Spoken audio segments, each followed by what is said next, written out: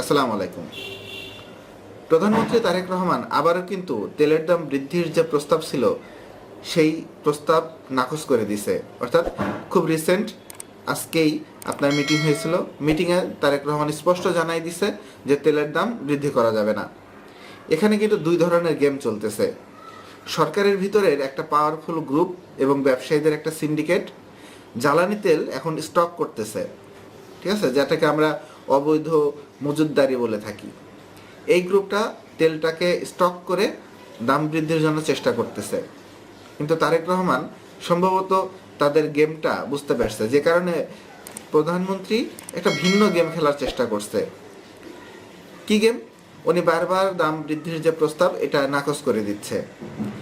এখন দেখেন বাংলাদেশে প্রতিদিন জ্বালানি তেলের চাহিদা হচ্ছে 12,000 টন। বর্তমানে বাংলাদেশে যে পরিমাণ মজুদ আছে তাতে আরও 15 থেকে 16 দিন চলবে। যদিও নতুন করে কিন্তু জাহাজগুলো এখনও বাংলাদেশে প্রবেশ করেনি, কিন্তু খুব সম্ভব খুব অল্প দিনের মধ্যেই নতুন নতুন জাহাজ তেল নিয়ে চলে আসবে বাংলাদেশে। আপনাদেরকে একটা কথা বলি, তারেক রহমান কিন্তু এই সিন্ডিকেটের বিরুদ্ধে যে দুইটা স্টেপ নিয়ে আগাচ্ছে, এই দুইটা স্টেপের একটা স্টেপ হলো কূটনৈতিক ডিলিংস করতেছে, দ্বিতীয় স্টেপ হচ্ছে বাজার মনিটর করতেছে। এখন আপনাদের বলি কূটনৈতিক স্টেপটা কিভাবে নিল। পররাষ্ট্রমন্ত্রীকে দিয়ে ইরানের সাথে বারবার যোগাযোগ করা হচ্ছে যেন বাংলাদেশের জাহাজগুলো যেগুলো তেল নিয়ে আসতেছে, এই জাহাজবাহী তেলগুলোকে যেন ইরান কোনোভাবে হরমুজ প্রণালীতে বাধা না দেয়। এবং সবচেয়ে ভালো খবর হলো ইরান কিন্তু জানাইছে যে বাংলাদেশ সহ বন্ধুপ্রতিম পাঁচটা রাষ্ট্রকে বা পাঁচটা রাষ্ট্রের যে তেলবাহী জাহাজ আছে ওইগুলোকে কিন্তু আটকাবে না, তারাই নিরাপত্তা দিয়ে হরমুজ প্রণালী পার করে দিবে। এটা খুবই ভালো একটা সংবাদ। এবং সবচেয়ে বড় কথা কি জানেন, যে এপ্রিলের শুরুতেই 14টা জাহাজ আর পাইপলাইনের 3টি পার্সেলে মোট 4,25,000 টন ডিজেল সহ বিভিন্ন তেল বাংলাদেশে ঢুকবে। এবার জুন মাসের জন্য যে তেলের যে ডিলিংস আন্তর্জাতিক বাজারে, আন্তর্জাতিক দেশগুলো যেগুলো আছে যেখান থেকে আমরা তেল কিনি, সেগুলো কিন্তু ডিল সম্পন্ন হয়েছে। এই তো মাসের আজকে 28 তারিখে আমি ভিডিও করতেছি এবং পোস্ট করব, আপনারা যখন ভিডিওটা দেখতেছেন। এপ্রিলে কিন্তু অনেক তেল আসতেছে, তারপরেও আমাদের দেশে এরকম সমস্যা কেন? সমস্যা হচ্ছে এটাকে বলে প্যানিক বাইং বলা হয়। বাংলাদেশের মানুষ ওই আন্তর্জাতিক খবরগুলো দেখতেছে, মনে করতেছে যে তেল নাই। আবার মিডিয়াতে কিছু অপপ্রচারকারীরা, ঠিক আছে, মিডিয়াতে ভিউ বেশি হওয়ার কারণে এরা অতিরিক্ত অপপ্রচার করার কারণে কি হয়েছে, যে 15-16 দিন বা 20 দিনের যে মজুদটা ছিল আমাদের কাছে, এটা অনেক অংশেই কিন্তু কমে যাচ্ছে। কি কারণে?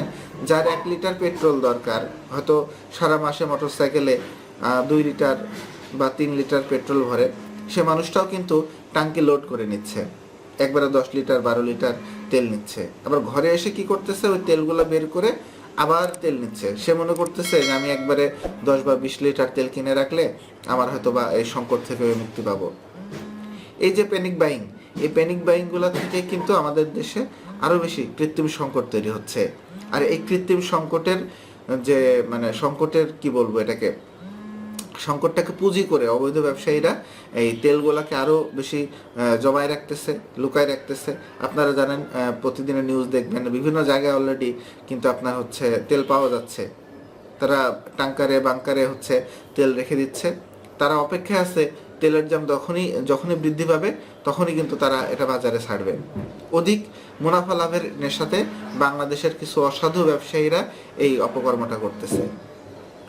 আর তারেক রহমান দ্বিতীয় যে কাজটা করতেছে সেটা বাজার মনিটরিং। আপনারা ইতিমধ্যে জানতে পারছেন, বাজার মনিটরিংয়ের জন্য বিভিন্ন ইউনিট, বিভিন্ন গ্রুপ তৈরি করতেছে এবং বলা হচ্ছে যারা অবৈধভাবে তেল মজুত করতেছে তাদেরকে যদি ধরাই দিতে পারে তাদের জন্য পুরস্কারের ব্যবস্থা আছে।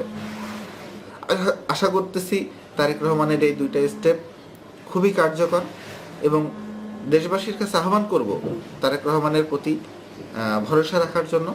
ভবিষ্যতে যদি বিপর্যয় আসে তাহলে সবার উপরেই যাবে, কিন্তু আমরা প্যানিক বাইংটা যাতে না করি।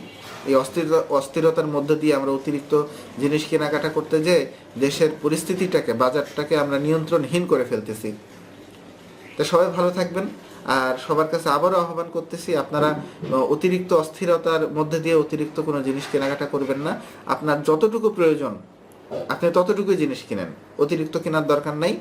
পরবর্তী যা হবে আমরা সবাই মিলে সেগুলোর মোকাবেলা করবো ইনশাল্লাহ। সবাই ভালো থাকবেন। আসসালামু আলাইকুম রহমতুল্লাহ।